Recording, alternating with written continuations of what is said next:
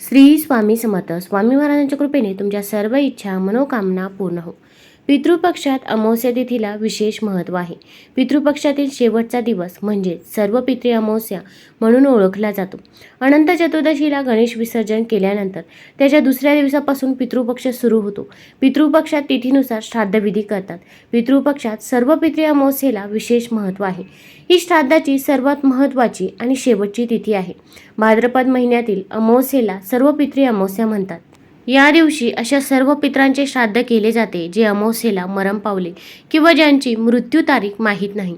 पितृपक्षात पितरांचे श्राद्ध करता येत नसेल तर पितृदोष टाळण्यासाठी सुद्धा या अमावस्येला श्राद्ध करण्यात येते. पितृपक्षाच्या काळात पितर पृथ्वीवरती येतात असे मानले जाते.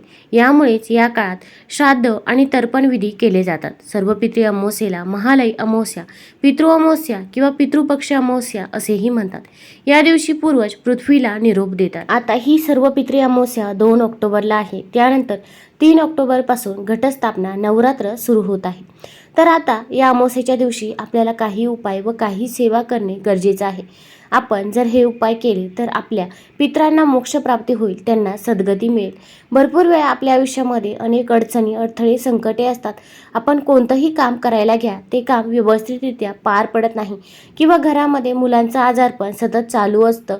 तसेच मुलांचे विवाह हे वेळेवरती जुळून येत नाही. घरामध्ये आर्थिक टंचाई देखील जाणवत असते. तर अशा वेळेस समजून जावे की आपल्या घरामध्ये देखील पितृदोष आहे. आपण एखादं घर बघा, त्या घरामध्ये सर्व व्यवस्थितरित्या चालू असतं. त्यांनी कोणतंही काम हातामध्ये घ्या, ते काम त्यांचं व्यवस्थितरित्या पार पडतं. तसेच त्या घरामध्ये पैसा देखील येतो व मुलांची देखील पाहिजे तशी प्रगती होत असते. अशा घरामध्ये पितृदोष नसतो. तर अशा घरामध्ये पितरांची सेवा केली जाते.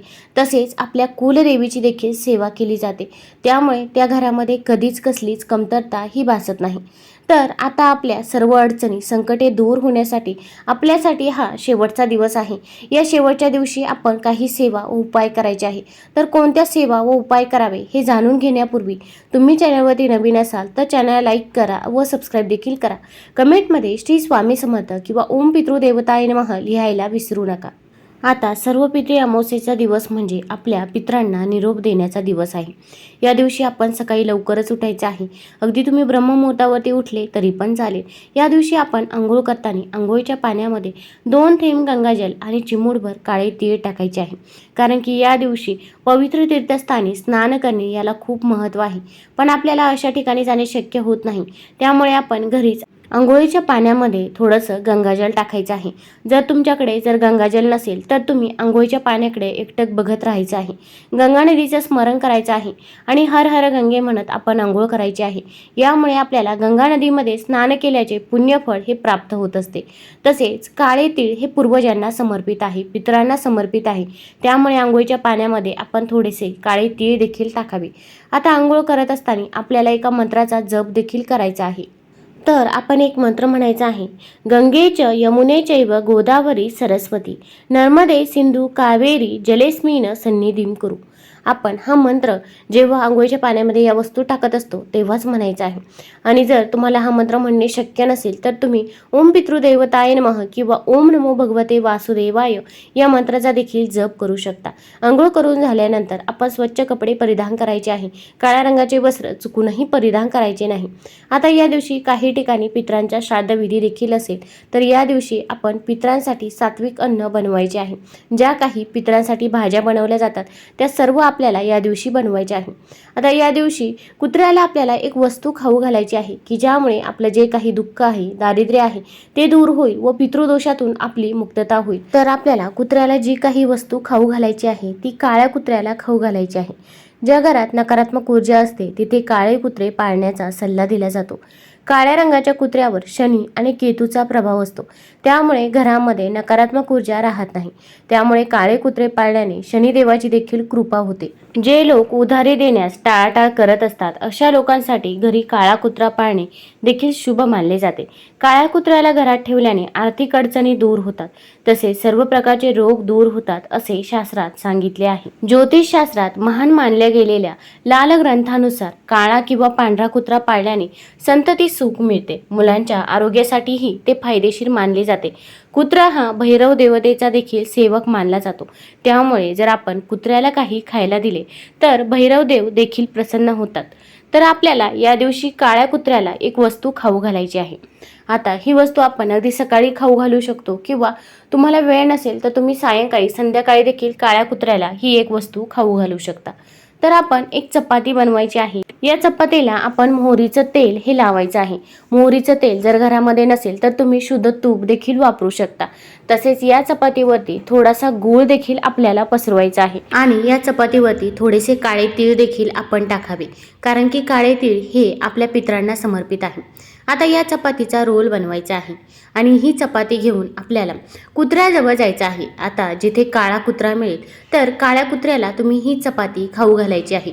अगदी तुम्हाला अशा प्रकारच्या 2 चपात्या बनवणे शक्य असेल तर 2 कुत्र्यांना तुम्ही अशा 2 चपात्या खाऊ घालू शकता. आता कुत्र्याला जेव्हा आपण चपाती देत असतो तेव्हा अगदी तुम्ही लांबून चपाती दिली तरी पण चालेल. आता कुत्र्याला चपाती कोण देऊ शकतं तर घरातील कोणत्याही व्यक्तीने दिली तरी पण चालेल. पण शक्यतो तरी जी काही वडीलधारी मंडळी आहे, जी काही घरामध्ये मोठी व्यक्ती आहे, तिच्या हातातून ही चपाती देण्याचा प्रयत्न करा. आता ही चपाती जेव्हा आपण कुत्र्याला देत असतो तेव्हा आपल्याला म्हणायचं आहे, यमदेवाच्या मार्गांचे अनुसरण करणारे श्याम व सबल हे 2 कुत्रे आहेत. त्यांना मी या अन्नाचा भाग देत आहे. त्यांनी तो ग्रहण करावा. यालाच कुकरबली असेही म्हणतात.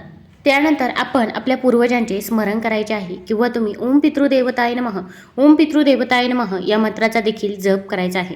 तसेच आपण आपल्या पूर्वजांकडे माफी देखील मागायची आहे.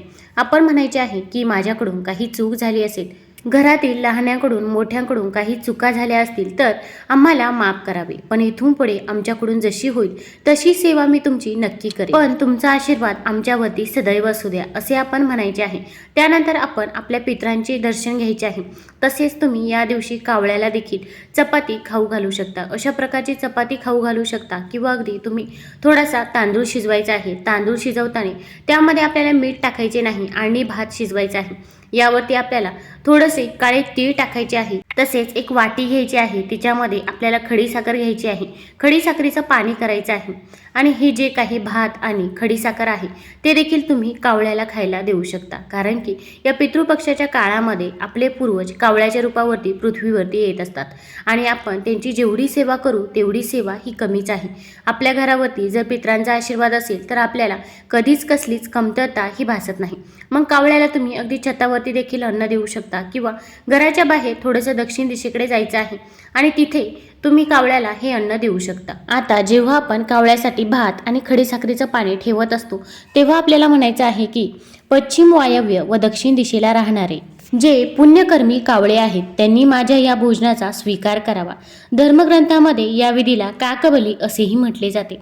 मग तुम्हाला अगदी भात देणे शक्य नसेल तर तुम्ही जी काही कुत्र्यासाठी चपाती बनवली होती तशाच प्रकारे चपाती बनवायची आहे.